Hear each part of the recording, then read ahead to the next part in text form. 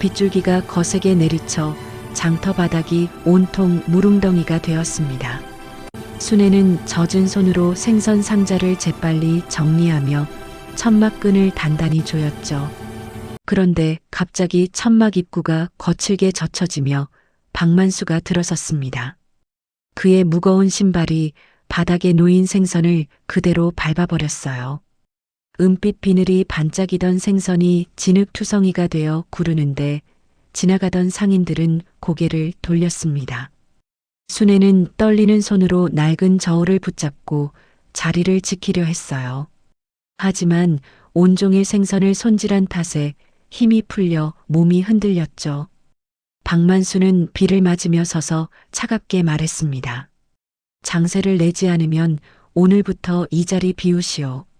순애가 대답하기도 전에 그는 비닐 천막을 거칠게 뜯어냈어요. 찢어지는 소리와 함께 빗물이 그대로 쏟아져 생선통에 고였습니다. 순애는 무너지는 천막을 붙잡으려 했지만 소용없었죠. 그때 장터 끝에서 검은 우산을 든 남자가 천천히 걸어왔습니다.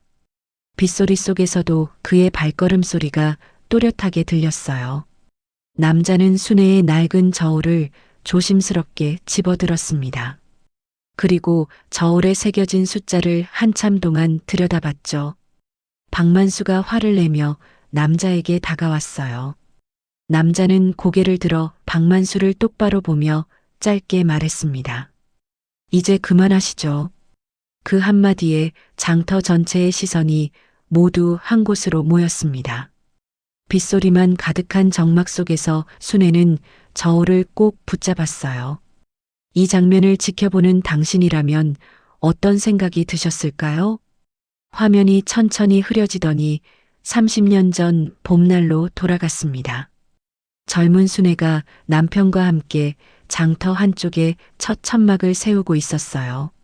남편은 땀을 닦으며 천막 기둥을 단단히 박았죠. 아이들은 천막 옆에서 까르르 웃으며 뛰어놀았습니다. 순애는 남편이 중고가게에서 사온 낡은 저울을 천으로 닦았어요. 이걸로 정직하게 장사하면 아이들 학비는 걱정 없겠소. 남편의 말에 순애는 고개를 끄덕이며 미소 지었습니다. 하지만 그 행복은 오래가지 못했어요. 남편이 갑작스러운 병으로 세상을 떠난 뒤 순애는 홀로 두 아이를 키워야 했습니다. 학교 준비물을 챙기고 학원비를 마련하느라 장터를 하루도 쉴 수 없었죠. 새벽부터 밤까지 생선을 손질하며 세월이 흘렀어요. 시장은 점점 커졌고 상인도 늘어났습니다. 그런데 규정은 자꾸 복잡해졌고 약한 상인들은 하나둘 밀려났죠. 박만수가 상인의 간부로 올라선 건 5년 전이었어요. 그는 장터 입구 자리를 욕심내며 순애에게 자꾸 트집을 잡기 시작했습니다. 저울이 낡았으니 바꾸시오. 천막도 규정에 안 맞소. 순애는 조용히 일만 하며 버텼어요. 하지만 박만수의 압박은 날이 갈수록 심해졌죠. 장세가 오르고 불합리한 요구가 이어졌습니다. 순애는 그 모든 걸 참으며 저울 앞을 지켰어요. 남편이 남긴 그 저울은 세월에 기울어졌지만 순애는 그대로 사용했습니다. 저울 손잡이를 잡을 때마다 남편의 온기가 느껴지는 것 같았거든요. 겨울 새벽 공기가 차갑게 얼어붙은 날이었어요. 순애는 어둠 속에서 장터로 걸어왔습니다. 그런데 멀리서부터 뭔가 이상한 느낌이 들었죠. 가까이 다가가자 천막이 찢겨 있고 바닥에 물이 고여 있었어요. 순애의 가슴이 철렁 내려앉았습니다. 서둘러 생선 상자를 확인했지만 이미 늦었어요. 상자가 온통 젖어서 생선 대부분을 버려야 하는 상황이었습니다. 순애는 떨리는 손으로 못 쓰게 된 상자들을 한쪽으로 옮겼죠. 하루 매출을 다 날린 셈이었어요. 그때 박만수가 천천히 걸어오더니 모른 척 지나갔습니다. 몇 걸음 가다 말고 그가 돌아서며 말했어요. 그러니까 이래서 자리를 바꾸자는 거 아니오? 비웃는 표정으로 던진 말이 순애의 가슴을 찔렀습니다. 순애는 무너진 천막 아래 주저앉았어요. 손에 묻은 생선 비늘을 털지도 못한 채 멍하니 앉아 있었죠. 한참 후에야 정신을 차리고 장부를 꺼냈습니다. 그런데 장부 사이에 낯선 쪽지가 끼워져 있었어요. 협박 메모였습니다. 요구하는 금액이 지난번보다 또 올라 있었죠. 순애는 장부를 덮으며 깊은 한숨을 내쉬었어요. 요즘 들어 하루 매출이 자꾸 마이너스로 떨어졌습니다. 이대로 가면 장사를 접어야 할 판이었죠. 주변 상인들에게 도움을 청하고 싶었지만 그럴 수도 없었어요. 모두 박만수를 두려워해서 누구도 나서지 못했거든요. 순애는 찢어진 천막 조각을 주워들었습니다. 시장 골목 끝에서 차가운 바람이 불어왔어요. 젖은 비닐이 바닥에 붙었다가 떼어지기를 반복했죠. 그 소리가 순애의 마음처럼 을씨년스러웠습니다. 순애는 집으로 돌아와 식탁 위에 오래된 장부들을 쏟아냈습니다. 수십 년간 모아둔 영수증 뭉치가 산처럼 쌓였어요. 하나하나 펼쳐보며 날짜를 확인하는 손길이 조심스러웠죠. 낡은 장부 사이에서 저울 인증 스티커가 나왔습니다. 남편이 살아있을 때 받았던 정식 인증서였어요. 그리고 시장 규정이 바뀐 시기를 적어둔 메모도 발견했습니다. 순애는 그 기록들을 가만히 들여다봤어요. 뭔가 이상한 점이 느껴졌지만 정확히 뭔지 알 수 없었죠. 그때 갑자기 초인종이 울렸습니다. 순애는 깜짝 놀라 문을 열었어요. 낯선 중년 남자가 서 있었습니다. 저는 도연이라고 합니다. 고인이 되신 남편분의 친구였어요. 남자는 정중하게 인사하며 명함을 건넸죠. 순애는 의아한 표정으로 그를 맞아들였습니다. 도연은 조심스럽게 입을 열었어요. 시장 회계 조작 사건이 오래전부터 있었다는 걸 알고 있습니다. 순애의 눈이 커졌죠. 도연은 차분한 목소리로 계속 말했어요. 함께 자료를 모아보면 진실을 밝힐 수 있을 겁니다. 순애는 잠시 망설이다가 천천히 고개를 끄덕였습니다. 두 사람은 밤새 식탁에 앉아 기록을 정리했어요. 장부를 펼치고 영수증을 대조하며 하나씩 맞춰갔죠. 새벽이 가까워질 무렵 작은 단서들이 퍼즐처럼 맞아떨어지기 시작했습니다. 박만수가 장세를 올린 시기와 회계 기록이 맞지 않았어요. 순애는 처음으로 희망을 느꼈습니다. 도연이 돌아간 뒤 순애는 베란다에 찢어진 천막을 널었어요. 바람에 펄럭이는 천막을 보며 다시 장터로 나갈 결심을 했죠. 순애는 낡은 저울을 천으로 감싸 가방처럼 어깨에 맸습니다. 새벽 어둠 속을 걸어가는 순애의 뒷모습이 작지만 단단해 보였어요. 순애는 다음 날 새벽 일찍 장터로 나갔습니다. 찢어진 천막을 임시로 꿰매어 다시 세웠어요. 생선을 하나씩 꺼내 얼음 위에 올리며 자리를 정리했죠. 평소처럼 조용히 일하는 순애의 모습이 달라 보였습니다. 옆 가게 아주머니가 조심스럽게 다가왔어요. 저도 사실은 억울한 일이 많았어요. 그녀는 작은 목소리로 자신이 당한 부당한 장세 이야기를 털어놨습니다. 그러자 건너편 과일 가게 주인도 다가왔죠. 저도 그래요. 말 못하고 참았던 게 한두 가지가 아니에요. 하나둘 모여든 상인들이 각자의 사연을 꺼냈습니다. 순애는 그들의 이야기를 듣다가 눈시울이 붉어졌어요. 자기만 힘든 줄 알았는데 모두가 같은 아픔을 겪고 있었던 거죠. 점심때쯤 도연이 서류 가방을 들고 나타났습니다. 상인의 회계 자료를 확보했습니다. 도연은 순애에게 복사본을 건넸어요. 장부를 펼쳐보니 숫자들이 뒤죽박죽 맞지 않았습니다. 순애는 처음으로 다른 상인들과 함께 환하게 웃었어요.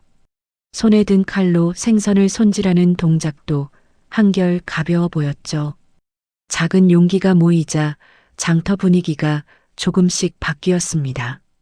멀리서 이 광경을 지켜보던 박만수의 얼굴이 굳어갔어요. 그는 큰 걸음으로 순애 앞까지 걸어왔습니다. 그리고 일부러 쓰레기 박스를 던져놓으며 순애를 노려봤죠. 정리 안 하면 과태료 물리겠소. 협박조의 말을 남기고 그는 휙 돌아섰습니다. 순애는 잠시 숨을 고르다가 쓰레기를 말없이 치웠어요. 천막 안을 깨끗이 정리하고 저울을 제자리에 조심스럽게 올렸죠. 그때 천막 위로 햇빛이 비쳐 저울이 반짝였습니다. 주변 상인들이 하나둘 순애 곁으로 모여들었어요. 누가 먼저랄 것도 없이 조용히 힘을 보태기 시작했죠. 밤이 깊어지고 장터에 어둠이 내렸어요. 박만수는 골목 구석에 숨어 순애와 도연의 움직임을 지켜봤습니다. 두 사람이 자료를 주고받는 모습이 그의 눈에 들어왔죠. 박만수의 얼굴이 일그러졌어요. 자정이 지나 장터가 완전히 비자 그는 순애의 가게로 다가갔습니다. 사방을 둘러보고는 진열대를 거칠게 발로 찼어요. 생선 상자들이 와르르 쏟아지며 바닥에 흩어졌죠. 정리해둔 얼음통까지 엎어지며 물이 사방으로 튀었습니다. 다음 날 새벽 순애는 평소처럼 장터로 나왔어요. 그런데 가게 앞 광경을 보고 그 자리에 얼어붙었습니다.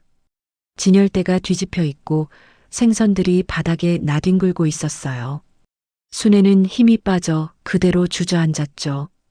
두 손으로 얼굴을 감싸며 한참을 그렇게 있었습니다. 그때 바닥에 반짝이는 게 눈에 들어왔어요. 새로 산 생선칼이었습니다. 순애는 떨리는 손으로 칼을 집어들었죠. 깊게 숨을 들이쉬고 천천히 일어났습니다. 무너진 천막을 다시 세우고 상자를 하나씩 바로 세웠어요. 한참 뒤 도연이 급하게 달려왔습니다. 큰일 났습니다. 상인의 내부에서 제보가 들어왔어요. 도연은 숨을 고르며 서류를 꺼냈죠. 회계장부 원본 사진까지 확보했습니다. 순애는 고개를 들어 도연을 바라봤어요. 그 순간 박만수가 뒤에서 나타났습니다. 당신들 지금 뭐 하는 거요? 그의 목소리가 날카롭게 장터에 울렸어요. 박만수는 두 사람에게 성큼성큼 다가왔습니다. 함부로 날 건드리면 어떻게 되는지 알 텐데 협박하듯 몰아붙이는 그의 기세에 주변이 얼어붙었죠. 상인들이 하던 일을 멈추고 긴장된 눈으로 지켜봤어요. 도연은 침착하게 뒤를 돌아봤습니다. 골목 입구로 경찰차가 천천히 들어오고 있었어요. 박만수는 그 모습을 보고 당황했습니다. 이게 무슨... 그는 주변 상인들을 향해 고함쳤어요. 당신들, 내가 얼마나 시장을 위해 일했는데. 하지만 아무도 대답하지 않았습니다. 순애는 무너진 생선 상자를 조용히 다시 펼쳤어요. 흩어진 생선을 하나씩 얼음 위에 올리며 자리를 지켰죠. 경찰차의 사이렌 소리가 점점 가까워졌습니다. 경찰차 문이 열리고 2명의 경찰관이 내렸습니다. 상인들이 하나둘 모여들기 시작했어요. 처음엔 조심스럽게 뒤에 서 있던 사람들이 점점 앞으로 나왔죠. 저도 억울한 일이 있었습니다. 과일 가게 주인이 먼저 입을 열었어요. 저희도요. 말씀드려도 될까요? 생선 가게 옆 반찬집 할머니도 용기를 냈습니다. 하나둘 목소리가 모이자 장터 전체가 술렁이기 시작했어요. 도연은 가방에서 두툼한 서류 뭉치를 꺼냈습니다. 이게 지난 5년간의 회계 장부입니다. 경찰관에게 조심스럽게 건네며 설명을 덧붙였죠. 그리고 이건 내부 제보자가 제공한 원본 사진들입니다. 경찰관이 서류를 펼쳐 확인하기 시작했어요. 박만수는 두 팔을 휘저으며 소리쳤습니다. 이건 조작이요. 날 모함하려는 거라고요. 그의 목소리가 장터에 울려 퍼졌죠. 하지만 경찰관은 침착하게 장부를 넘기며 기록을 확인했습니다. 장세 인상 내역과 실제 입금 내역이 다르네요.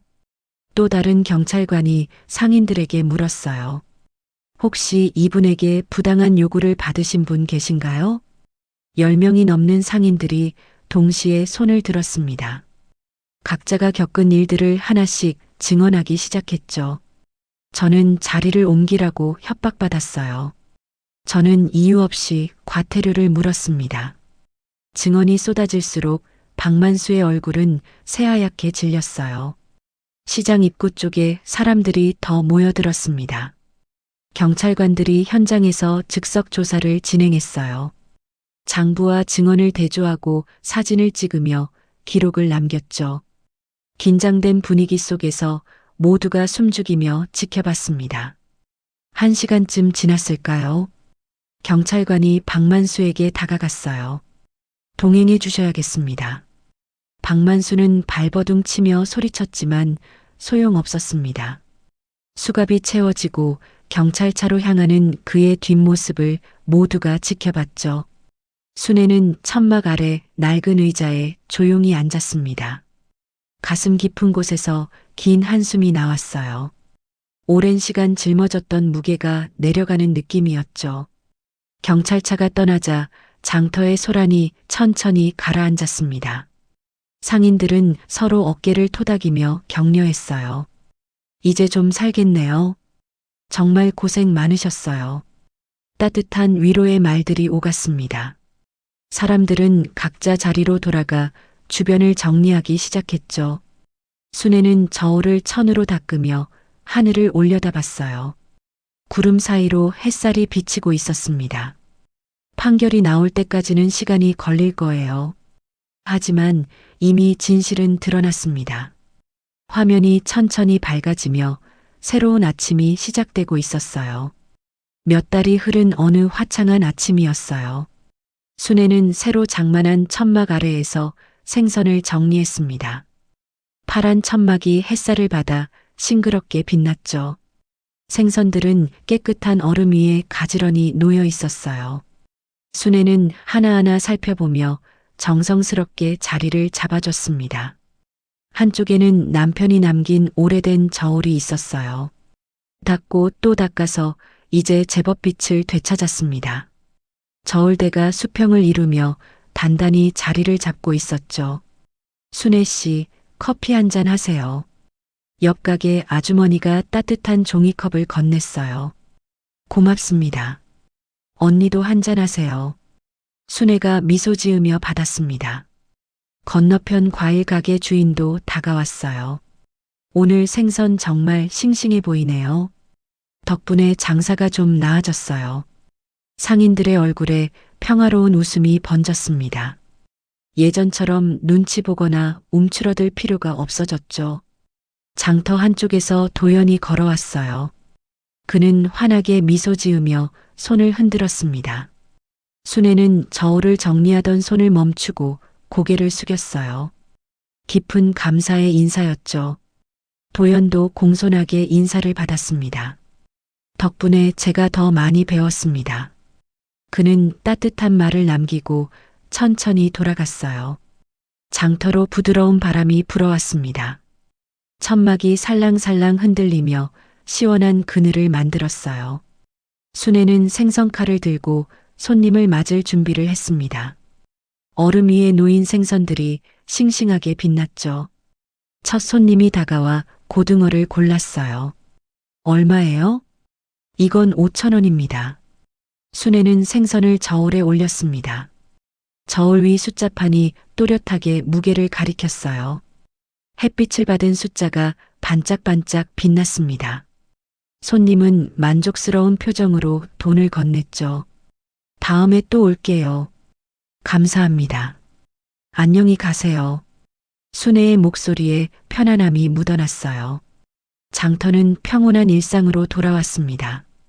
상인들의 웃음소리와 손님들의 발걸음이 자연스럽게 어우러졌죠. 순애는 저울을 내려다보며 잠시 남편을 떠올렸어요. 여보, 우리 이겼어요.